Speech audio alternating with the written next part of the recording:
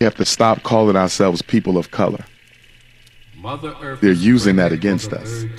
By calling ourselves people of color and we stop using black, we're helping to extinguish our voice in the public conversation because nobody's hearing black no more. Nobody's hearing American or African no more. Most black people, when they describe themselves, what do they say? I'm a person of color, people of color. By doing this, you're lumping yourselves up with the Latinos, the Arabs, the East Indians, the Native Americans, the homosexuals, the women. Here's the problem with that. Once they get us calling ourselves people of color, which they've already have, let's say 2 years, right? For 2 years, most black people have stopped identifying as black. They now say people of color. They're going to get to a point where you're completely identified with all these other non-white people who can't stand you any more than the Caucasian. And then you know what they're going to do? They're going to flip all these other people of color against your interests. Let me give you an example of how they're doing it right now. There's surveys being carried out across America where they're asking other people of color, reds, yellows, browns, poor whites, what do you think about reparations to black people? This is what they're doing right now. It's happening now. And guess what the Asians are saying?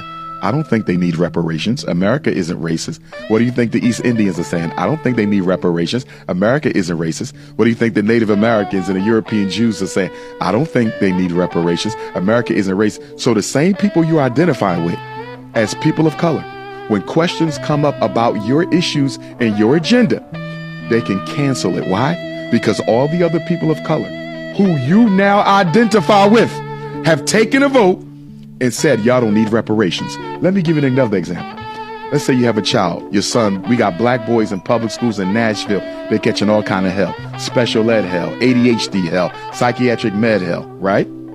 You say this school is racist. There's you and 5 other black mothers. This school is racist. You black father, black. This school is racist. Guess what they're going to do? They're going to have a meeting of parents of color. Look at this now. It's a black issue, but you don't call yourself black no more. You've identified with your enemies of other color. They're going to call people of color, and they're going to talk to all the people of color. And they're going to say, do y'all think we're targeting the boys of color? You're not targeting the Arabs. You're not targeting the Latinos. You're not targeting the East Indians. You're targeting black. But because we handcuffed ourselves into this new identity of people of color, whenever they want to suffocate the black voice, all they got to do is ask the other people of color, what do you think about it? And we're done. Stop calling yourself a person of color. Be black. We better stop and change that public narrative back, especially now with the migrant crisis. They're going to suffocate the hell out the black agenda. And we saw such a passionate and compassionate and empathetic, like, race of people that shoe on the other foot. I'm like, hell yeah, give them reparations. Yep. Hell yeah, give them like whatever it is. Yep. Like, nobody speaks for us. We keep saying black and brown. When have you heard brown people speak about blacks? They don't. No. They don't. Black and brown. Every black. Why you can't just say black? Because we have been bullied into feeling uncomfortable, only articulating our own issues. Black people are the only people who don't feel comfortable just fighting for black issues. Jews only fight for Jews. Latinos only fight for Latinos. Arabs only fight for Arabs. Mexicans only fight for Mexicans. Black people fight for everybody. And here's the Achilles heel of that mindset. If you're going to make everybody else's issue as important as your own, why should we care about your issue? By bringing them in, you automatically demote the seriousness of your issues. Multiculturalism was a trap the whole time. And one of the reasons I say multiculturalism was a trap the whole time, did you know Mexicans were once legally considered white in this country? Did you know East Indians were once legally considered white in this country? Did you know the Japanese sued in court to be white in this country, but they lost? Did you know Arabs are considered white right now in this country? Look at this. People of color? Harold, how is this a genuine people of color when every group in this people of color group used to be considered white and wish they could again be considered white? So why would you unite with them? They're using our self-hate and our love of outsiders to trap us into a corner where we can't crawl out of. That's dirty. It's a trap, the multicultural trap. We got to go black to all black everything. I've been pushing it. Garvey said it 100 years ago. There's nothing new about it, but black people better wake up to it right now because it's on our front door now. The pride that's associated with being black, like I feel like the brainwashing is ran too deep. It is ran too deep. Yeah. I think it's ran too deep, and everybody said like everybody can't make it. Like, you ain't taking everybody. And if you try to, you're gonna fail. Yeah. You can't take everybody. In fact, if you were to ask me to guesstimate, right, you have about 40 to 50 million Africans in America. Continental Africa is included because as a Pan-Africanist, we all one.